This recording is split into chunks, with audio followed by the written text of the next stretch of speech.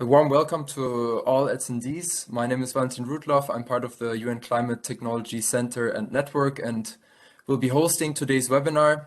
Just one administrative note before we start today's session. This webinar is being recorded and will be published on the CTCN website. However, no information on yourself as attendee will be disclosed in this context. This webinar number 5 on managing carbon emissions through blockchain is part of a larger webinar series of 6 webinars on the topic of blockchain technology for climate policy implementation. Perhaps you've also joined already a few of the past webinars. The webinar series is running until the end of January and touches on topics such as blockchain 101, clean energy, mitigation and adaptation finance, carbon markets, and value chains. The webinars are being delivered by the UN Climate Technology Center and Network in collaboration with our network member, the Blockchain and Climate Institute.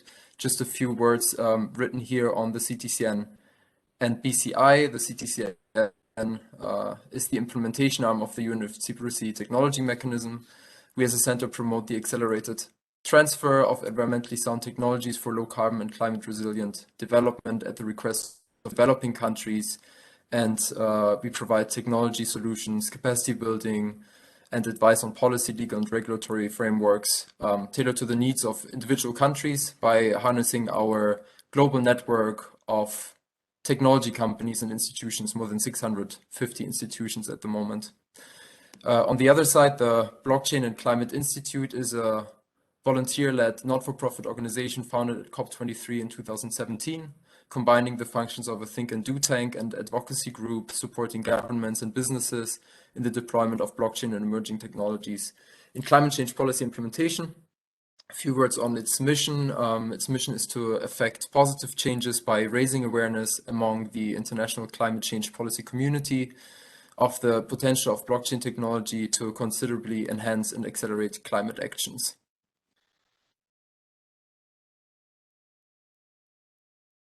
Now, coming to today's webinar. In today's webinar, we will provide an overview on blockchain in the context of international carbon markets. How can blockchain create transparency and trust in carbon markets? How can Article 6.2 of the Paris Agreement be operationalized with using blockchain? We'll have about 20 minutes of introduction to the topic, followed by two 10-minute use case presentations, and we will close with a 10-minute Q&A session. You can see in the WebEx tool at the very bottom right, 3 dots. There's the Q&A functionality hidden there. Just feel free to already submit questions during the sessions, during the different presentations, so that we can collect them. We will pick them up at the end. So now I also want to take this opportunity to formally introduce our speakers of today. I will read out the introductions now because they're quite impressive. Starting with Professor Michael Mehling. He's the Deputy Director of the Center for Energy and Environmental Policy Research at the Massachusetts Institute of Technology, MIT, in Cambridge, Massachusetts, and a professor at the University of Strathclyde Law School in Glasgow. In his work, he focuses on comparative and international climate policy design and implementation, and has coordinated research projects for international organizations, government agencies, private companies, and civil society organizations in North America, Europe, and the developing world.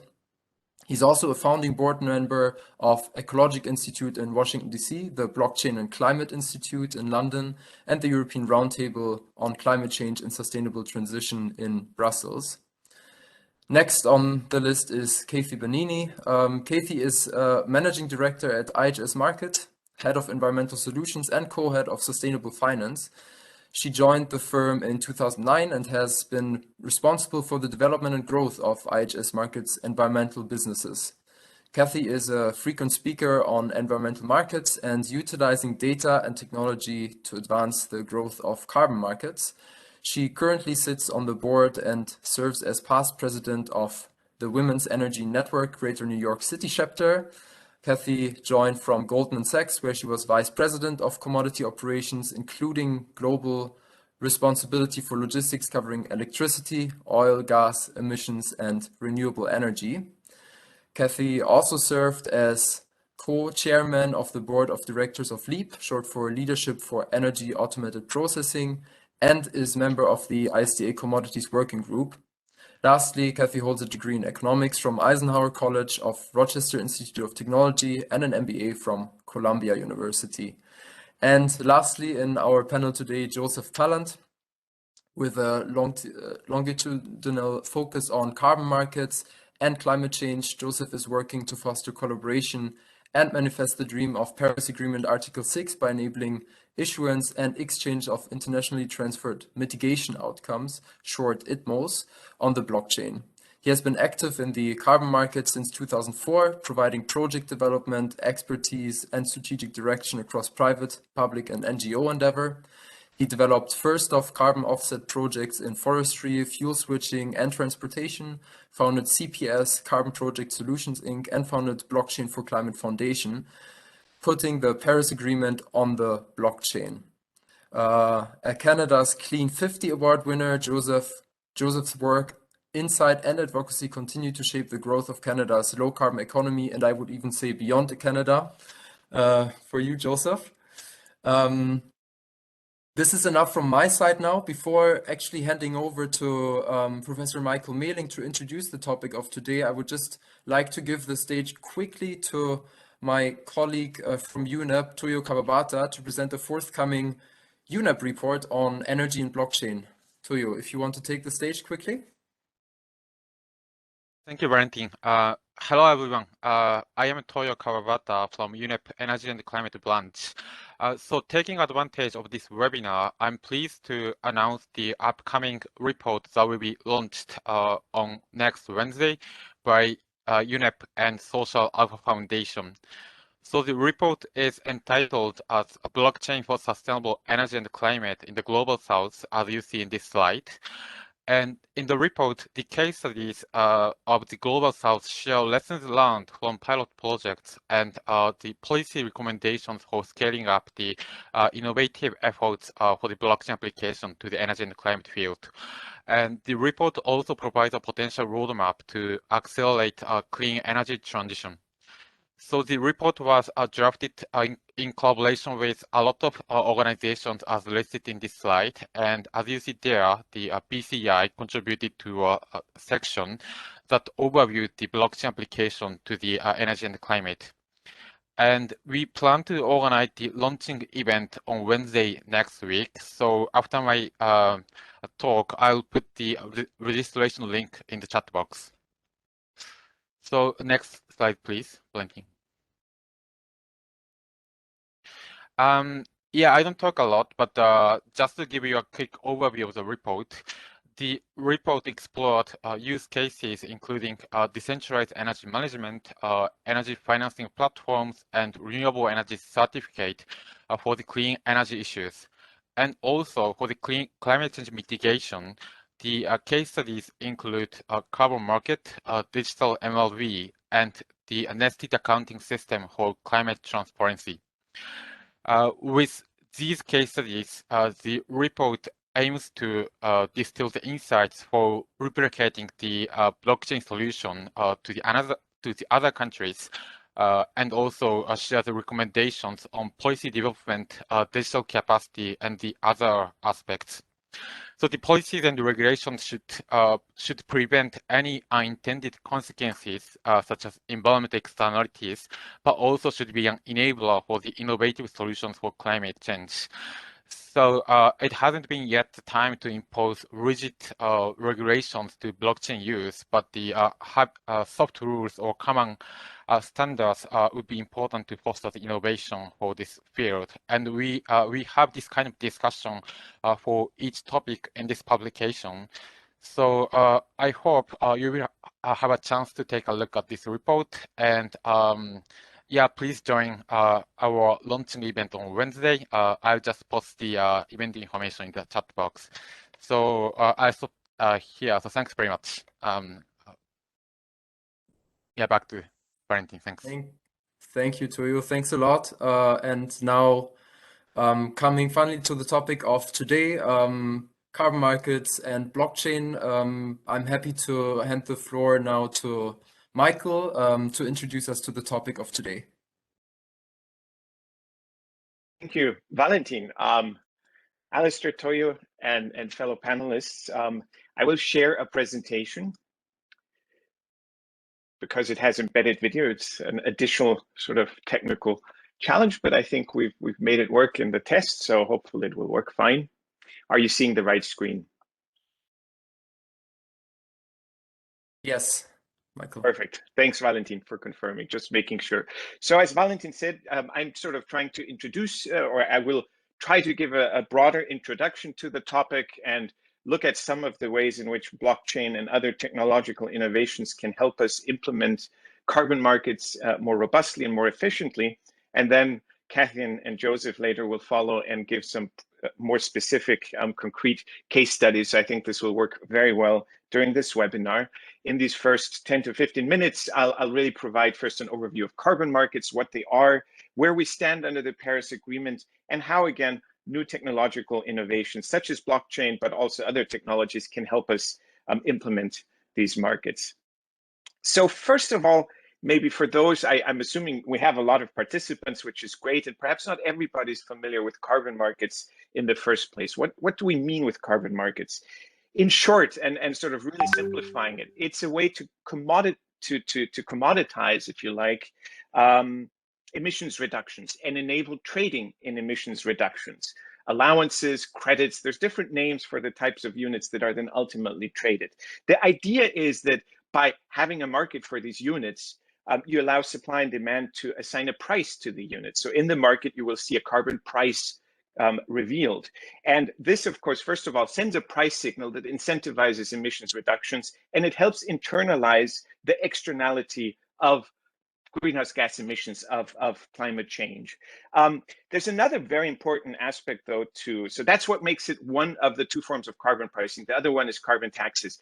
Both of these approaches to carbon pricing, carbon markets and carbon taxes, have an additional benefit. And this is why economists are so excited about carbon pricing and so virtually unanimously endorse it as a key policy tool to deal with climate change. And that is that once you have equilibrium in a carbon market, all participants in that market will face the same carbon price, and ultimately that sort of reflects the same abatement cost, the same marginal abatement cost. That means in a Pareto optimal outcome, you have nobody that can reduce emissions any more cheaply than the carbon price currently in the market. And that's what's so critical in order to reduce the cost of achieving greenhouse gas mitigation targets. Estimates vary depending on the context, what economy you're talking about, specific country or globally, but the estimates of the cost savings from using carbon markets are quite dramatic. They are, of course, greatest when you manage to establish a global carbon market, because then you have the greatest diversity of abatement opportunities across different countries, different sectors, et cetera, et cetera.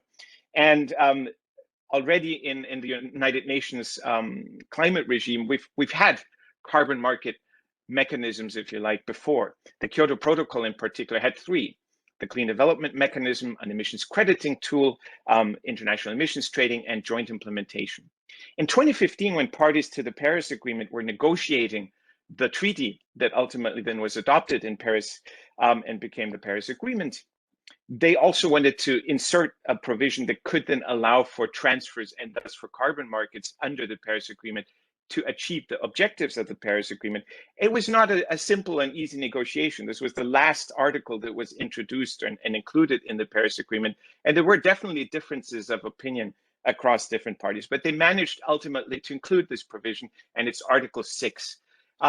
It's two pages roughly in the Paris Agreement, 1.5 pages with numerous paragraphs, and I'll briefly provide a snapshot of the three most important ones. Article 6.2 in Article 6 sets out a framework, if you like, for voluntary cooperation, sometimes called cooperative approaches, enabling parties to the Paris Agreement to transfer mitigation outcomes across borders and use those transferred mitigation outcomes, often abbreviated as ITMOs, towards compliance with the NDCs. So say one country reduces emissions and sees that it doesn't need all those emissions for its own NDC compliance, so it will transfer some of those ITMOs to another country that is really finding it difficult to achieve its NDC, and instead can provide financial, support, climate finance in return for the ITMOs, and both parties win as a result. There's many different ways in which such ITMO transfers could occur, and a good example, which will be probably the earliest one in which Article 6.2 becomes relevant, is the linking of emissions trading systems. If you look around the world, you have linkages between, say, the ETS, emissions trading systems, the subnational carbon market in California, and the subnational carbon market in Quebec. And there are transfers and ultimately also net transfers under those two carbon markets. And that has to be accounted for under the Paris Agreement and progress by Canada and the United States towards their NDCs. Similar with the link between Switzerland and the EU. Again, Article 6.2 provides the framework to account for net transfers between the two jurisdictions. Another mechanism in Article 6 is Article 6.4, which is slightly different in its thrust. It is considered by many to be sort of the successor to the clean development mechanism, focused more on specific projects and activities that reduce emissions in one jurisdiction.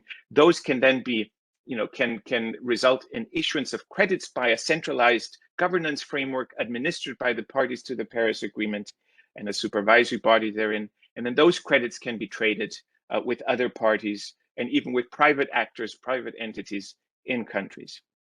And finally, Article 6.8, which is a non-market approach. So it explicitly says it's not about markets, but it could encompass many different forms of cooperation. Still a bit unclear because the negotiations on what exactly that entails have yet to unfold. There's a work program that was launched in Glasgow at COP26 a few months ago that will shed more light on exactly how this will be operationalized. But very importantly, in November in Glasgow, we saw parties finally, after 3 attempts, succeed in adopting the rules to operationalize Article 6, guidance on Article 6.2, and rules, modalities, and procedures on Article 6.4, and finally, as I just mentioned, the work program.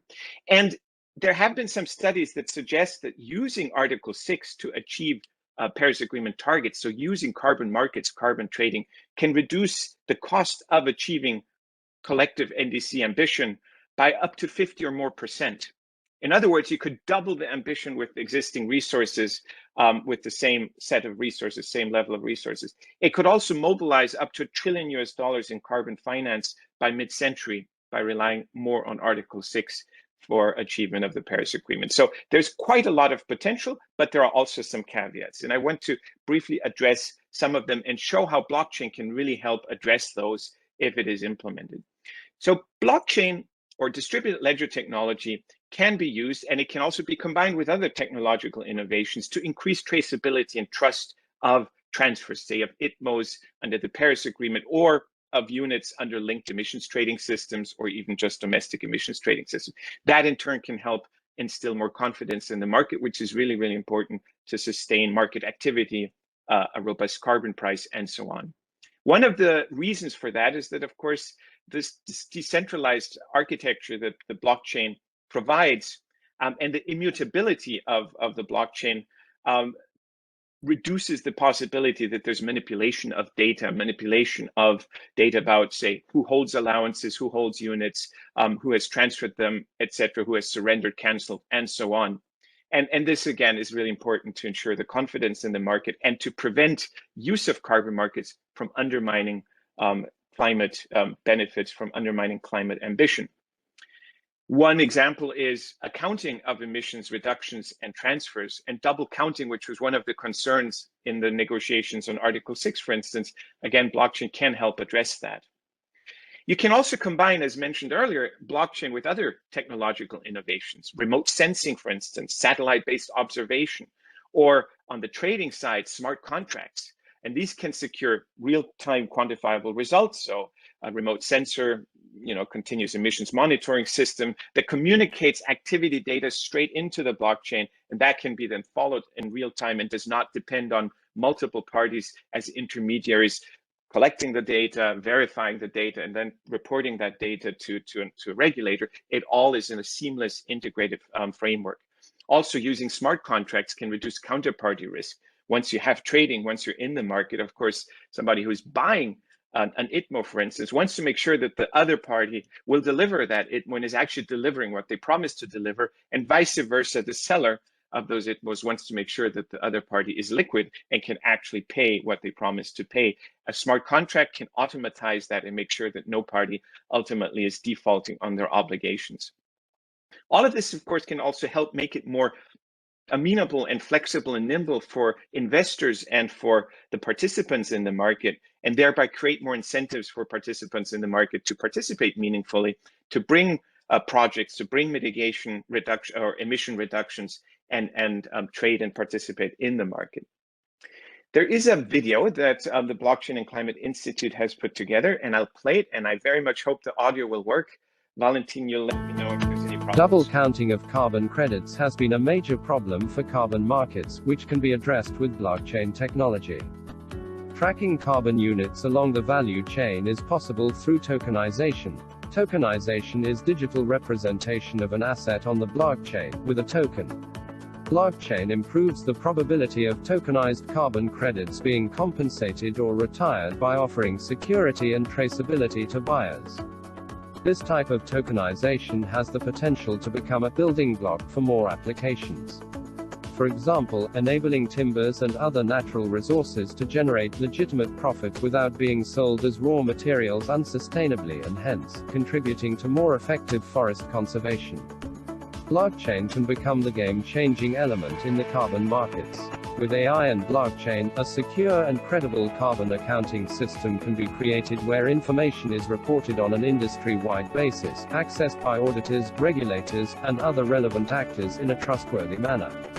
AI will handle Know Your Customer, or KYC, for opening emissions trading accounts, then approve transfer processes and ensure the security and integrity of carbon credits against double counting. The monitoring, reporting and verification, or MRV, and greenhouse gas data can be verified using a verification algorithm. With the carbon emissions reductions duly verified, carbon credits will then be traded on a blockchain among parties while corresponding adjustments made automatically in relevant carbon registries. The final validated data is tried to agreed nodes at which they are stored safely to avoid hacking. Hybrid protocols of governance on a carbon trading blockchain will represent a progress from the one in the existing emissions trading systems. It is designed to be used to verify carbon credits in a way that overcomes the technical limitations for operationalizing the internationally transferred mitigation outcomes. Additionally, blockchain can support the creation of networked carbon markets. The connection at all levels of numerous individual carbon markets has the potential to allow for a more integrated and globally consistent price on carbon.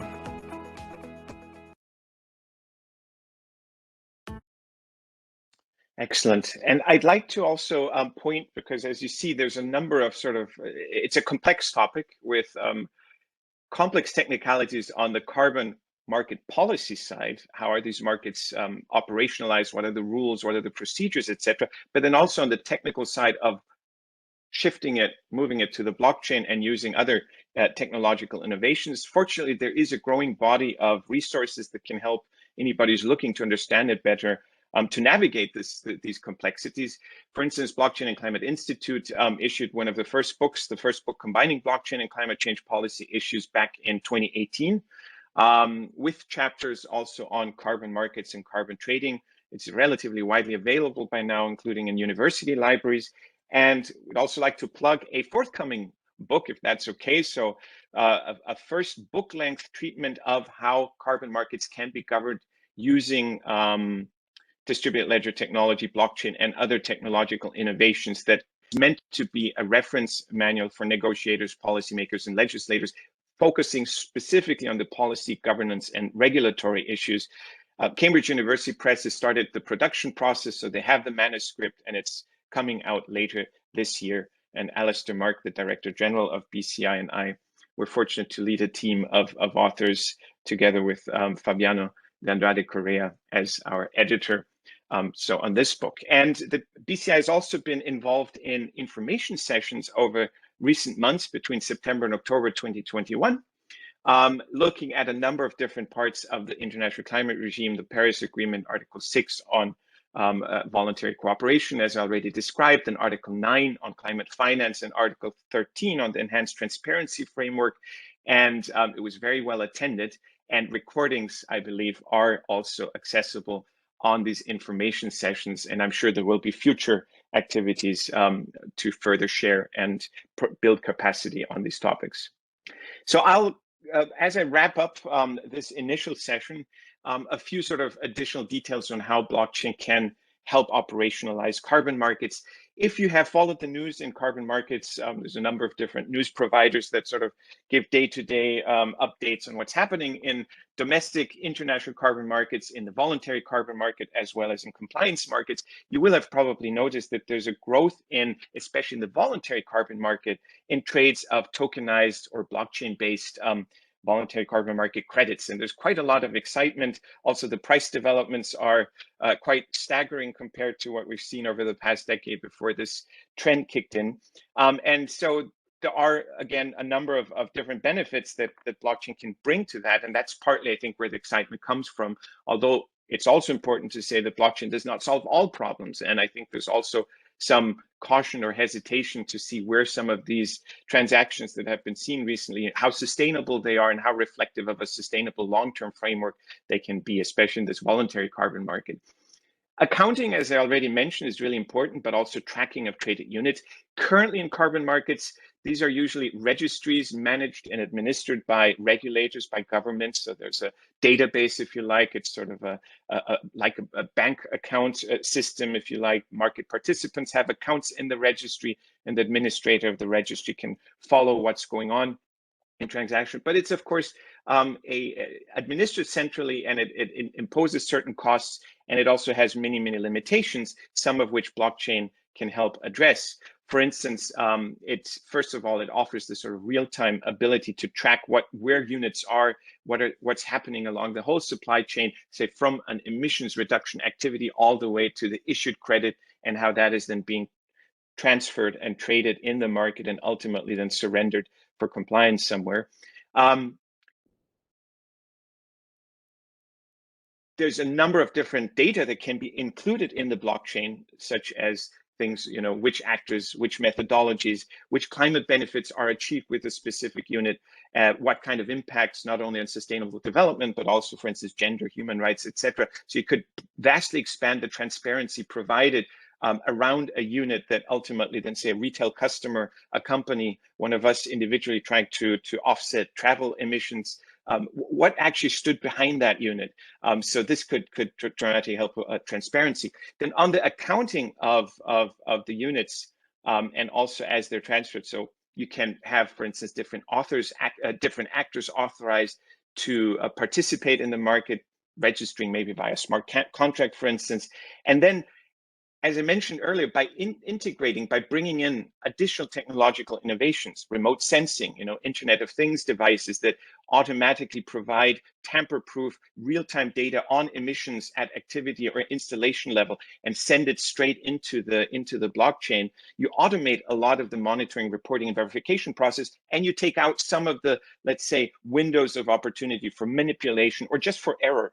And you can give different parties, different actors like verifiers, regulators, other stakeholders, including the public, if you want, read and write or read-only access to improve transparency in the market. And now, the last three slides, sort of just a few schematics. Here, for instance, this is an example of an ITMO, but it could apply to any other sort of carbon market context. You have the physical activity data of an emitting installation, for instance, something that previously a human would have measured. If you have Internet of Things, remote sensors, for instance, taking over that function, again, as I mentioned, you can reduce some of the cost, some of the time lag, and some of the entry points for inaccuracies that can then enter onto the blockchain. And from there, the verification of the data is automatized. And from there, then you have tracking of the units that are issued and tracked all the way through to end of life, if you like, surrendering, canceling the units. There've been a number of different concepts. One set of authors, for instance, in an open access article in MDPI publishers in 2020 suggested how you could operationalize use of blockchain for Article 6.2 ITMO transfers.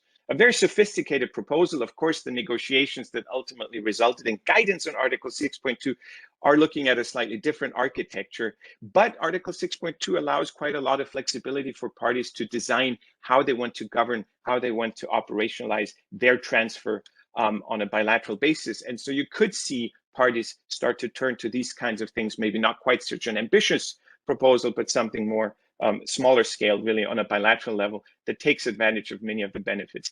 And as I mentioned also initially, a lot of the transactions across borders will be between linked emissions trading systems, maybe bilateral, California, Quebec, Switzerland, and EU. It could become plurilateral, multilateral over time as more systems link. And again, blockchain could offer, instead of waiting for some multilateral governance framework top down that administers this, you could imagine parties relying on blockchain in a slightly more bottom up, decentralized, and ultimately also more efficient framework for the accounting, for the tracking of transfers, and so on. And with that, I'll close and look forward to what Kathy and Joseph will share with us in terms of having more concrete examples of how this can be operationalized in practice. Thank you very much. Thank you, Michael, for the great presentation and great introduction to today's topic. I think this is a good transition to our two use cases or tools in the area of carbon markets and meta registries. I hand for first to Kathy now to provide a presentation on IHS Market. Thank you, Valentine, and thank you CTCN and BCI for hosting today's lively presentation, and looking forward to the questions at the end. So IHS Market, for those who don't know, is a large large firm located across the globe and is really on data and critical insights in today's business practices. Our team covers environmental markets, carbon, water, and biodiversity, and have covered it since 2009. Our footprint is across the globe, supporting clients from a registry and an auction perspective, and providing red registries and national registries to many governments. With that experience in mind, we looked off to the next page, please.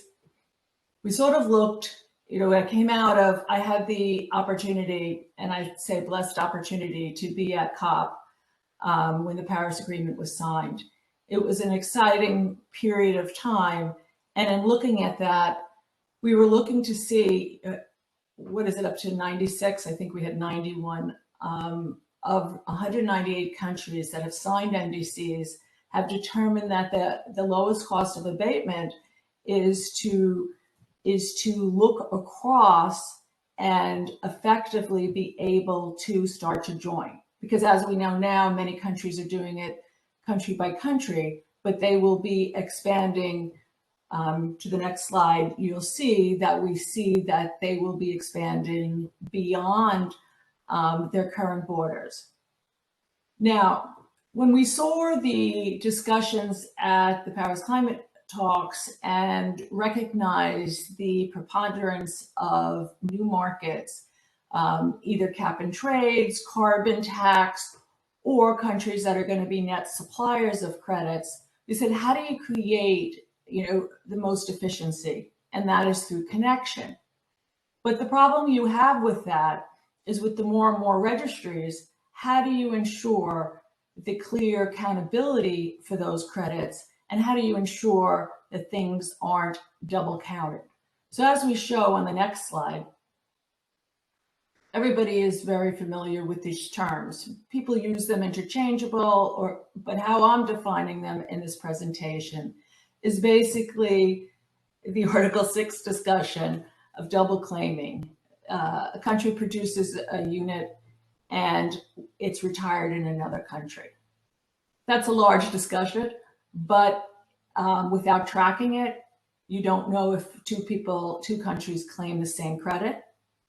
And much more prevalent right now is the opportunity for double counting.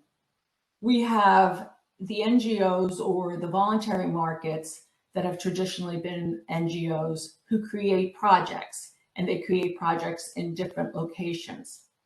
alongside, you have countries and national governments creating activities that could sit right alongside a private project. So one of the things that's critical for transparency in this market is to ensure that no project or activity is issued by more than one program. So going to the next slide, there isn't, having run registry infrastructure and been an administrator for registries, I think currently we support 30 different programs, that there's always a chance that a project is registered, because there is no checking right now. There's checking within registries and within programs, but not across. So we came up with this concept back right at the end of the Paris Agreement and said with the increase of the activity, we need to create a meta registry. Why? To reduce the risk of double counting and double claiming, to track emissions and provide each country with their own jurisdictional ledger, and to promote liquidity and transparency. Because once you solve double counting and double claiming, we all know that the infrastructure to support the level of trading or the level of activity that needs to happen to meet the goals isn't set up yet. As we go to the next page, we looked at the meta registry concept, and this is just the conceptual model of who are the participants playing in these markets. So you have governmental crediting programs, and that could be at the national or sub-jurisdictional level. You have voluntary crediting programs. Those are the standardized NGOs that have created processes like Bureau Gold Standard, Plan Vivo, UK Woodland. There's a variety of voluntary crediting programs that the market is familiar with. We know that the countries have all targeted their NDCs, and we also have a lot of activity at the sub-jurisdictional level. But effectively, to help grow these markets, we see you need to have connectivity in order to have the liquidity, the market participants, and custodians, all which Michael just covered in his last session. So as we move toward what we created, so we split it up in two phases. Phase one is live and has been live for a few months now. We based it on using enterprise DLT technology, and our meta registry is underpinned by that. However, we recognize we may not be able to change the existing programs that there. Maybe some new programs coming out would actually be issued in enterprise DLT. However, most of the standard programs that exist now do not. So effectively, what we created is a simple API that the registries can send all information on issuance, on projects, of course, first, then issuance, then cancellation or retirement. That information goes into the DLT network meta registry, where we convert it into blockchain. And then effectively, we are providing pods for the countries to receive their ledger. So this way, a country sees not only the activities that happen that they are fostering, but also the programs that are NGOs. So go to the next slide, Drew. So another way of looking at this is just we're receiving in information, and we're connected to a number of programs already, where we receive in the project data first, and then we check it against KML or GPS coordinates to make sure that project hasn't been registered by another program. If it has, of course, we send back messages to both programs that try to register it, as well as the country that it's located in. And the information that we are receiving is, as I said, issuances, cancellations, retirements, as well as ITMO transfers. The information comes in, and the pictures below are actual representation of the dashboard that a country receives or sub-jurisdiction. They get to see all of the project information across all the programs and get to see that alongside their program if they have linked with us. On the next slide, just to give you a little bit of more color, is that the way we set this up is every country has their own dashboard. They have the map, which identifies all projects and activities. And we've done this to be able to track as credits move out of the country, they can indicate it. So if their registry doesn't track corresponding adjustments or authorized units, it could be tracked at the meta registry, or the meta registry could pull in that data directly from the country's registry.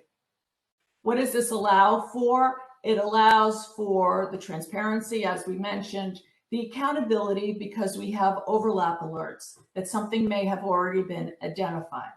And to further clarify, each of the registries use serial numbers. The serial number will be maintained, but we will also include a reference identifier.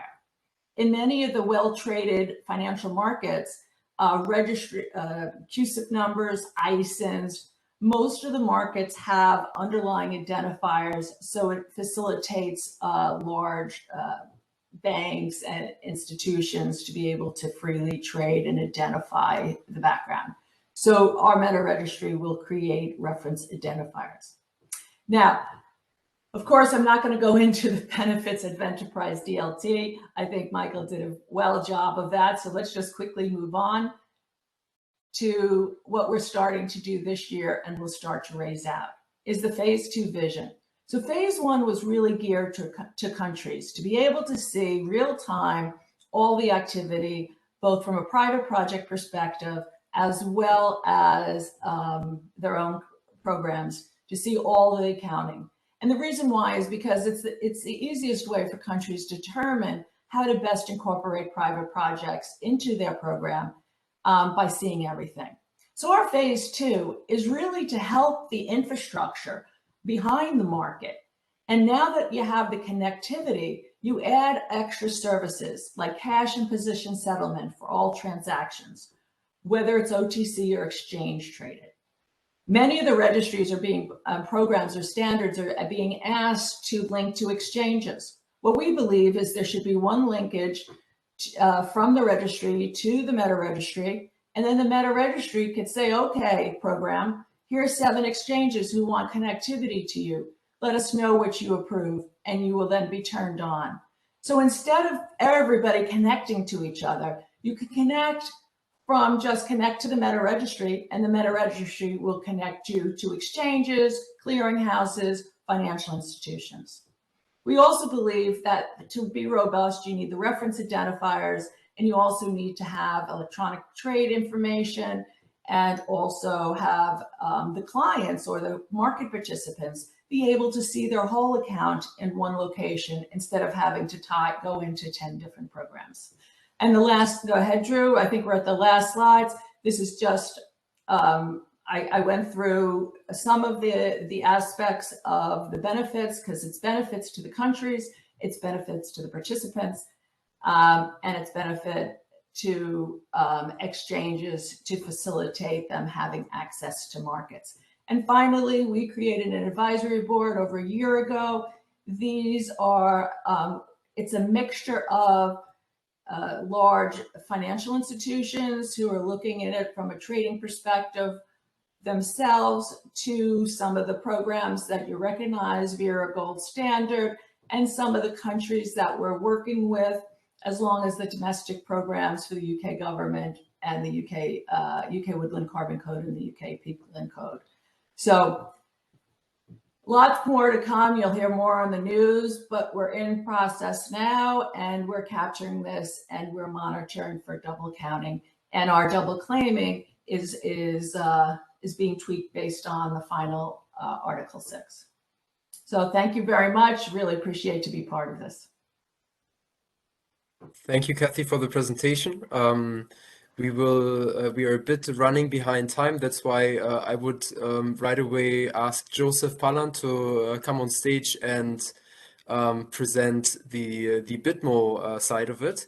And then we will head into Q&A.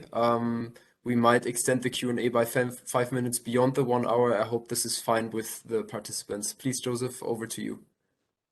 So much, Valentin. And Valentin, could I have you share my presentation, please? Yes, no problem. Thanks so much.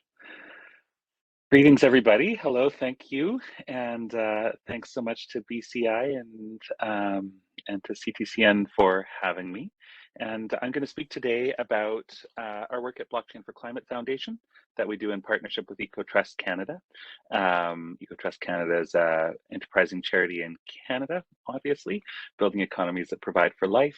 And Blockchain for Climate Foundation is an international group that we've pulled together with a very specific focus of putting Paris Agreement on the blockchain, more specifically enabling the issuance and exchange of Article 6.2 ITMOs on the blockchain to enable a lot of the goods that folks previously on the call have discussed, and to really benefit from the rapid pace of development in crypto and Web3, and in particular, how tokenization of environmental assets can really change the game for the traditional carbon market. Next slide, please. So I really do strongly believe that tokenization is blockchain's killer app. There's interest in using blockchain for data, and lots of situations where having data be decentralized is valuable, but where I see the real revolution in blockchain is actually around the ability to tokenize assets and let them sort of live and travel as their own unit, and the ability to really transparently follow them on the blockchain through block explorers to see issuance, transference, storage, and who has what, and then eventual retirement. And it's, the blockchain is good for money, tokenization is good for money like Bitcoin, and it's great for carbon credits. Next slide, please. So folks talked about Article 6, and so I'll stay light on this, but I think one of the key aspects is in order for Article 6.2 to move ahead, it's understood largely that there needs to be an international transaction log sort of 2.0. So the ITL was part of the Kyoto ecosystem in the past, and it tracked all of the issuance, transfer, and retirement of the Kyoto carbon credits. And this is important because of the nature of Paris and Kyoto, where emission reduction outcomes are being pulled off of a national carbon footprint, moved around and put on somewhere else. And so there's significant feeling that nothing can go ahead without an ITL and these corresponding adjustments. And we understand that it's going to take potentially 3 years or more from this point in order to have that finalized. And so one of our goals all along, all the way back from Paris, where I got to hang out with Kathy in 2015, was that we needed another tool to do this, to support the infrastructure being built at the UNFCCC. We're huge believers in their mandate and mission and their critical job in saving the gosh darn planet. But we want to build tools to help accelerate and interfile with that wherever possible. And again, why do we mess around with carbon credits in the first place? It's because this is a way to connect capital and demand for emission reduction outcomes with the actual projects on the ground that can achieve it, which is kind of why we're all here in the first place. Next slide, please. So we have launched our Bitmo platform. We've been working on it since 2017, and we were really delighted to get it launched at COP. And we are based on the Ethereum blockchain, and we're using ERC 1155 non-fungible tokens as our unit to create these Bitmos, blockchain internationally transferred mitigation outcomes, each of which are equivalent to 1 ton of carbon dioxide equivalent. And we store all of the pertinent carbon credit data right on the blockchain into this NFT. And I'll note that this is ready. And so if anybody out there is representing a national government or engaging with national governments, national parties, we would love to speak with them about trying it out either as a demo or as real life and getting going with your ITMO issuances. Next slide, please. Why Ethereum? I'm sure lots of folks have that question. So we choose Ethereum because it's a trusted, secure, blockchain and in the best position, we believe, to survive for decades and securely carry the trillions of dollars of climate assets that are going to be created through Paris Agreement and that are going to be necessary if we're going to beat climate change. The network effect created by Ethereum is a major practical reason. It's allowed us to build this platform and focus on our use case rather than having to build up the infrastructure of getting your layer 1 blockchain right in the first place. And it allows us to click into things like OpenSea, which is a massive marketplace for trading of non-fungible tokens, and all of the different DeFi systems like KlimaDAO, which I'm going to touch on again shortly. There's just so much activity in this space, and really Ethereum is sort of the hub of Web3 in our vision, either through people using mainnet Ethereum or people using Polygon like KlimaDAO does, to connect in as layer 2s. And so we believe that transparency, openness, sort of open source aspect and working in public of Ethereum is what's caused it to be so massively successful so far, and to really win this space in the future. We do recognize that there's a carbon footprint involved in using Ethereum, and always happy to talk more about that. But what we do know is that Ethereum will be going to proof of stake sometime this year in Ethereum 2.0. What we're doing now is we're tracking our carbon footprint of our contract that creates these NFTs and their transfers using Carbon FYI. And then we're offsetting all of that up until that point when Ethereum goes essentially carbon neutral through proof of stake. So fun to be on that mission there. Next slide, please. So I will try to go through this quickly, but it is the really core of our work. So this Bitmo token that we've been talking about, what is it? So, it's an ERC 1155 NFT. For folks still learning more about that, a lot of NFTs are ERC 721, where they can only be issued and moved around one at a time, whereas ERC 1155 really takes the best of fungible tokens and non-fungible tokens and allows you to issue and issue as many tokens as you want in that issuance, which is a good match with sort of a verification and issuance of a carbon credit, but then allows you to move it, by the million or by the 1 or by the 7. So a lot of ease there. Each Bitmo will contain the following information: the country of origin, and it's a bit more of a detailed discussion, but really what the Bitmo platform is it's a tool for national parties, national governments, to allow them to issue and exchange their Article 6.2 credits, and they're issued right back into their own wallet where they can then transfer them from.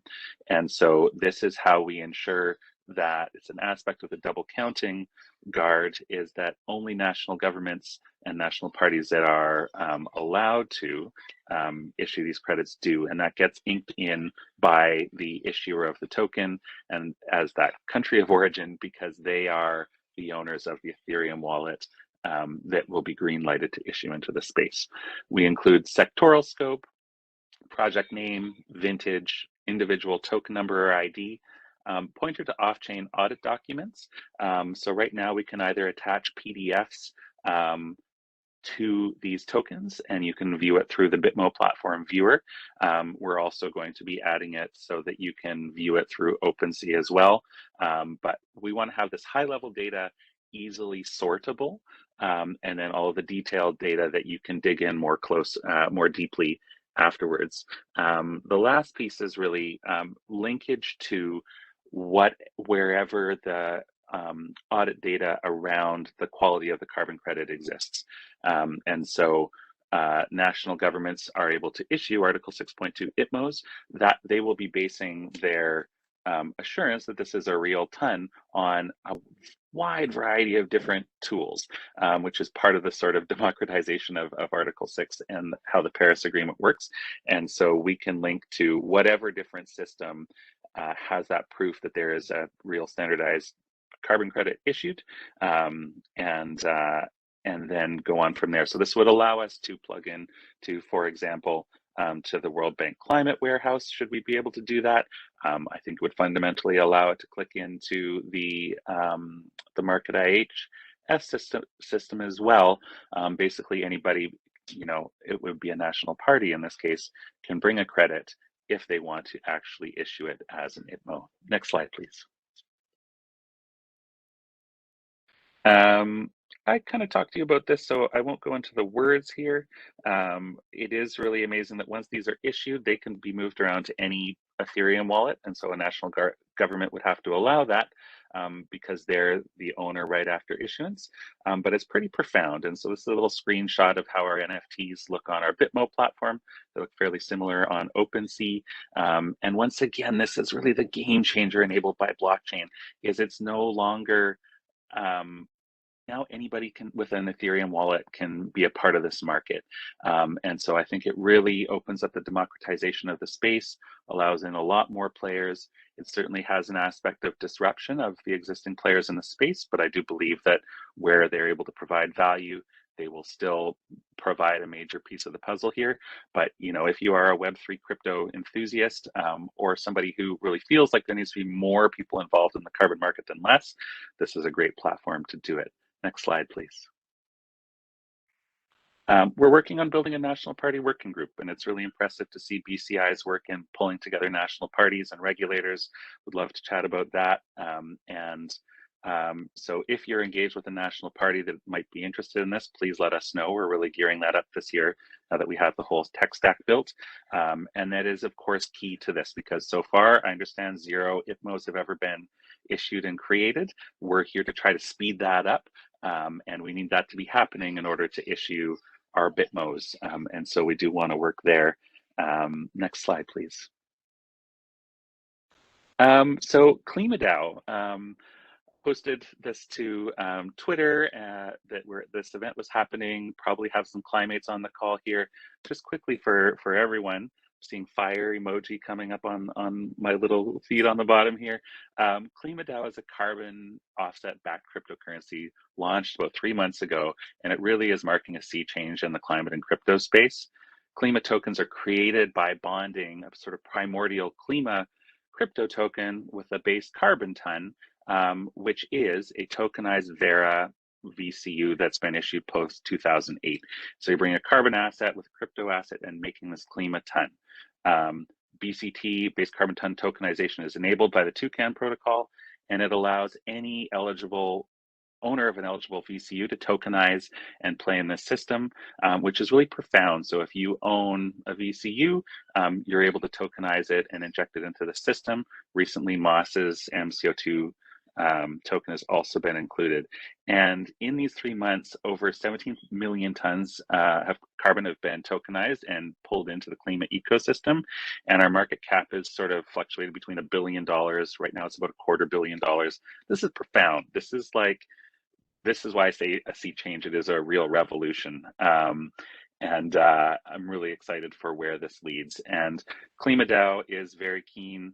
Okay, I'm seeing 14,610,000 tons. And I think that there's like 17 million that have been tokenized. That 14 million are already in the KlimaDAO treasury.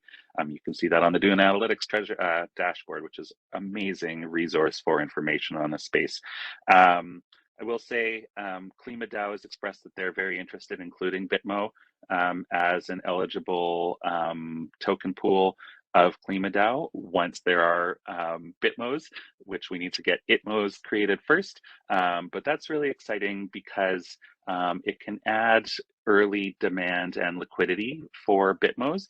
I do think there will be a market for this writ large, but it's pretty profound to see, you know, hundreds of millions of dollars being deployed on supporting carbon offset projects and supporting offsets that's happened through KlimaDAO. And we do really feel like this can jumpstart the work in the ITMO and Bitmo space. Next slide. Joseph, if you could come slowly to an end, thank you. So much. I think this is our second last. So we really need to give a shout out to the RBC Foundation. RBC is Canada's biggest bank, and they've really believed in this work over the last 3 or 4 years. And so they support us through EcoTrust Canada as our charitable partner. And we really do appreciate that. And it's really neat to see them engaging and wrapping their head around this space. And we're very appreciative. Next slide. And I think this is the last slide. This is just a little viewer of our bitmo.org. So we are live. There's not much you can do clicking into bitmo.org unless you're a national government. We also do have our Rinkeby testnet up, rinkeby.bitmo.org. And I think if you log in with any Ether wallet, you can look at our existing tokens that are all tests and demos, because this was our demo platform, and explore how the system works. Please follow us on Twitter at Block4Climate. I'm at Joseph Pallant there. We have a lot of fun in the crypto space and carbon interface. If you're a national party, reach out at info@blockchainforclimate.org, and really appreciate the chance to speak today and looking forward to any questions. Thanks so much.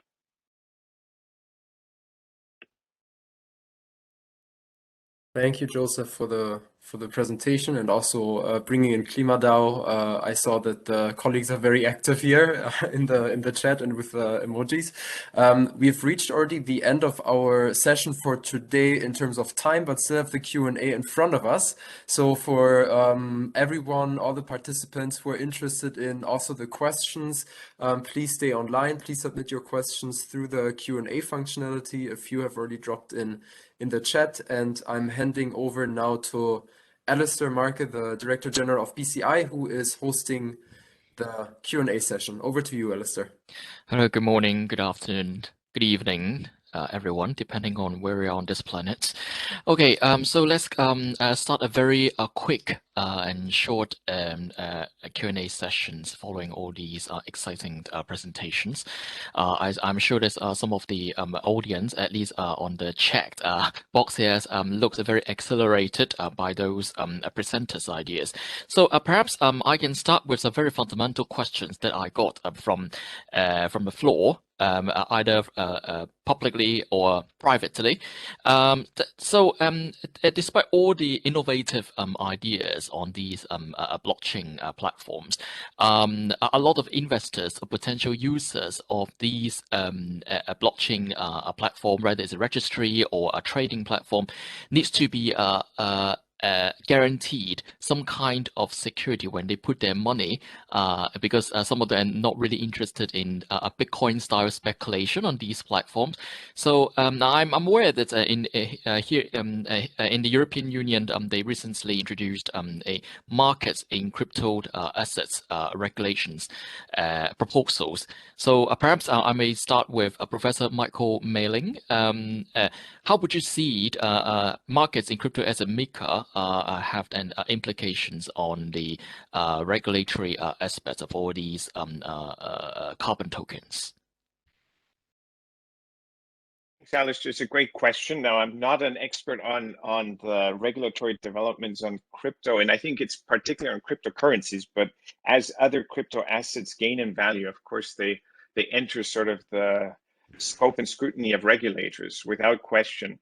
And so eventually, I think we will see, just as we've seen financial market regulation increasingly become relevant for carbon markets, Market in Financial Instruments Directive, when it was revised to MiFID II, expanded the scope further into regulating transactions in spot allowances in the EU ETS, for instance. We'll probably also see that happening with tokenized carbon assets. I think it's inevitable, especially if we have growing value. And what Joseph was just showing, the market capitalization or the aggregate value of KlimaDAO suggests, there's a lot at stake here. I also think it's important to see how some additional tools like smart contracts can help reduce counterparty risk. And Kathy showed a nice example of how, the meta registry could integrate a number of different functions that provide that reduce risk and provide assurances to participants in a transaction, such as clearing and settlement. And that's something that I think further helps reduce malfeasance, abuse, etc. And just, unintentional sometimes, but just unintentional risk that results in transactions. But I'm sure that Joseph and Kathy have further examples as well. Hello, how about Kathy and Joseph? Do you have any examples that could supplement what Professor Mailing has said?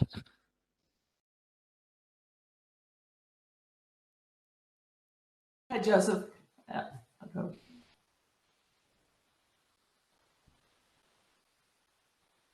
Oh, Kathy, you can go first. Yeah, I think that we have done infrastructure for a variety of programs, and now building out Canada's federal system. Security is the key utmost consideration in these markets, and we've spent a lot of effort making sure that both our traditional type of technology as well as utilizing the enterprise DLT. We chose enterprise DLT to specifically for the decentralization of the markets versus the traditional type of centralized, and also for the record keeping, the transparency, and the security. So we have both types of technology, but you still need to maintain that level of scrutiny on, it doesn't matter which technology types you use, albeit I do think that enterprise DLT is really, you know, a lot of people throw out the words and use it for a lot of different things. I think the use case of helping carbon markets grow, it's really the right type of technology. That's all I'll say. Okay, Joseph? Well, I think, so with the Bitmo platform, because the National Party is the sort of source of truth in Article 6.2, and it's a bit distinct from Article 6.4 and other systems where for good or for ill, it's the national government that says what's up for Article 6.2. And so we've created our system to be able to ingest that data from in any fashion that the National Party wants to provide it. What we do with that, however, is we make it all very transparent and sortable. So you can sort it by those fields that I showed, and then dig into the off-chain documents if you want to. And so what we're trying to do is create a race to the top rather than a race to the bottom, which is a risk with Article 6.2's diversity of inputs, by allowing people to know what they're buying. And I think that that's a big piece of the puzzle, is this market can't thrive if people don't have trust and know what they're buying. And so, for example, different national governments will have different requirements for quality on that buy side. So Norway may say you need to have these qualities in your Article 6.2 unit, and they may only be able to come from these set countries. You would just be able to, click those boxes, check those boxes, and then only see projects from that system. I'm a carbon offset project developer by trade, fundamentally, since 2004, and also standards and protocol writer. So I am all about quality, and I think what we're trying to do is have an elegant recognition of where the world sits as it is and try to make it better. And so that's what we're doing with the Bitmo platform. And yeah, we're just really thrilled about the growth of the crypto space, the huge effusion of tools that are being created on Ethereum, and all of these things that are being created open source, and the ability for anybody to go to Etherscan, I think it's .io, and follow any system. And so we really believe in that open source tooling, and just on a practical sense, having so many of these pieces of the puzzle be built by other people much smarter than us, we can pick up these tools and do our use case rather than having to build it all from the ground up. Hopefully that answers the question there. Yeah, thank you, Joseph. So actually, the extension from this core question about crypto assets regulation are about the again the double accounting, double claiming that all the three panelists have thought about a little more extensively, and there are a couple of questions belonging to the same realm. So can I ask panelists what you think about the current mechanisms that you have or your companies have created has helped to avoid double counting or double claiming, as it seems to us that some parts of your application are still a very centralized gatekeeping system rather than a decentralized system that might be compatible or not with Web 3.0 in development now. Maybe Joseph, you want to start first? Sure. Well, I'll speak to ours. So with the Bitmo platform, it is national parties who are the centralized issuers of Article 6.2. So I will clarify that our work is very specific to Article 6.2 and issuing Bitmos. Since 2017, we've been focused on that. We know a lot of other stuff is going to happen, but this is really the killer use case for us. And so there is a centralized control at that national party. But from there, I think, and then the use of our system has an aspect of centralization. But what's so cool is we actually never own or control the carbon assets. So if I'm a national party of, say, of some country, and I go and use the Bitmo, go to bitmo.org, tokenize these tons manifest, they are issued right into my wallet.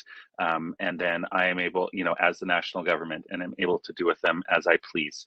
And so that aspect has a decentralization where it's enabling those national governments to get these ITMOs. And I think, one where decentralization really hits the fan is once you have that ERC 1155 NFT that's compliant with Ethereum, that runs on Ethereum and is compliant with all the systems that enable NFTs, that can go anywhere. That is now out into space. It's all very clear where it came from. You can track any move, and then when it's ultimately retired, but it really is free from anybody's walled garden around their registries or around their systems. It can be brought back into registries, and we hope that it would be a fundamental tool of different registry systems for integrating with ITMOs. But yeah, I think there's quite a massive decentralization sort of embedded in the work that we're doing. Okay, how about you, Kathy? Can you talk about any massive decentralization from your platform too? Well, there's going to be a transition. I don't think governments or jurisdictions across the board or programs are ready to go and leave traditional type of programs and infrastructure to go automatically on using total open source. I think it's a transition phase. So that's why we offered registries to join with an API to send their information up and then to digitize it and track it through its life cycle. Mm-hmm. I think that the concept of either governments who do their KYCs or whether KYCs are done at the program level, for a while, that's going to be their network. They're going to only want to trade within that network. So I believe that's why I think Enterprise DLT allows for each of these programs to have done their own KYCs and feel comfortable with the participants who are in their program. However, you don't have to have, I saw some question that, the ability to put on exchanges. Remember, these programs, whether it's a government program or an NGO, have certain strictures around the creation of the credit, and also how they're going to do customer checks and monitored. So they want to maintain it within that group. Doesn't mean longer term, as there's industry-wide acceptable know your customer checks, and that's an identifier potentially on the blockchain, allows you to know that it has been verified. So I think you have to take people along to get the broadest support, and then the adoption rate will be much faster after that. So I don't see I see our meta registry pulling in all information is for specifically to do decentralized, so there's no monitoring in one location. But I don't think you're going to change the whole market, even though everybody would say, okay, everybody, let's just go over and everybody's issuing directly on enterprise deals. It's not going to happen. We've been in the business too long. I think the rate of change will increase dramatically, but I believe that you have to offer the way so they feel comfortable that their program is being operated in the same fashion, but just on different technology. Yeah, okay. Yeah, so in the interest of time, let me just wrap up by one last very short question there for your short answer. So some audience also asking a few questions around in my terms, interoperability among multiple blockchains. So perhaps I simplify what multiple people want, asking multiple questions in this way. That is, so to make an analogy, if I were a buyer or a seller of the carbon credit, and then I have already traded it through Joseph's platform, then Kathy, how would you prevent me from trading the same carbon credit on your platform? Again, I believe it's the program, whether it's the government or an NGO voluntary, that the concept of meta registry, which is very similar in some cases to the World Bank, and I could explain what the differences are, but effectively it's getting the data in, checking that project when it first comes in to make sure no one else has a project, sending information back to the country if it's a country involved, or if it's a voluntary, back to the NGOs. So I really think that it's the two-way communication that you need to have with these programs to get comfortable. I don't know if I answered the question, but I think that, yeah. I'll let Joseph speak. Joseph, how about you? If I've used Kathy platform register my credit before, how can you detect it from me? Yeah, well, I think Kathy's answer was bang on, and you know, IHS Market is the go-to registry, you know, at present and for the last decade or so, for voluntary markets and government systems to create and operate a registry, and it works amazing. And so I'm not so from that point of the question of like what's to, you know, solve the double counting, I think what they're already doing is solved it. We have a decade of it solving it, and it works, you know, as you stay inside of the registry system. And you know, so Kathy said it's the program. So is that a national government program or a voluntary program? They help steward that, and the additional information that the meta registry is adding around GPS, around the neat mechanics Kathy was describing around avoiding double counting, is really amazing progress to continue to make that better. So I'm not worried about that on the market system. With the Bitmo platform, because there is one very specific point of truth, the national government, there is a simplification, which could be an oversimplification if you just leave it there, but because what they say goes, then this system will very accurately and with high fidelity manifest that and display it, because they are the only people that can tokenize credits coming from their country. When you look at the back pressure on that, you know, how was it, you know, created, generated, verified, issued, and pulled out? We leave that outside of our system because it fundamentally is the national government's role to do that in the operation of their system. But we do know that there is amazing tools to do that. All of the voluntary tools, all of the national system tools that are getting set up. And so we, you know, we specifically leave that to the people who are responsible for it. And we are not claiming to run it, because we don't, and it would be a lie if we said that we did.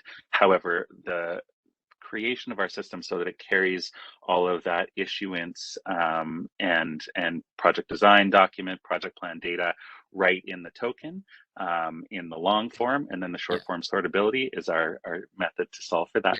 Thanks so much. Okay, thank you, Joseph. So in the interest of time, so I need to wrap up the Q&A session here, and then thank you for all the panelists' contribution, particularly Professor Mei-Ling for the scene setting part of this webinar. So can I pass this microphone virtually back to Valentin of CTCN?